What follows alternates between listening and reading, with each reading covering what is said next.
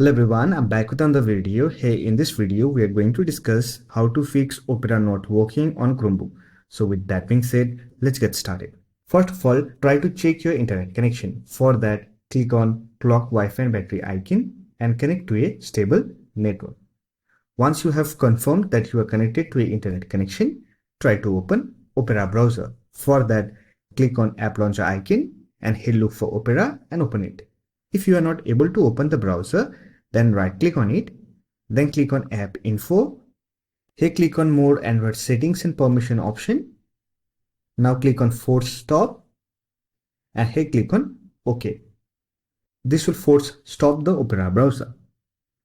After that, you can try to open the browser and it should open and you will be able to use the browser. However, if you are still facing the issue, then try to disable VPN. For that, click on this profile icon, then click on settings and here simply disable the VPN option. After that, clear your browser data. For that, scroll down, click on privacy and security option, scroll down and click on clear data option and here select browsing history, cookies and site data, site settings.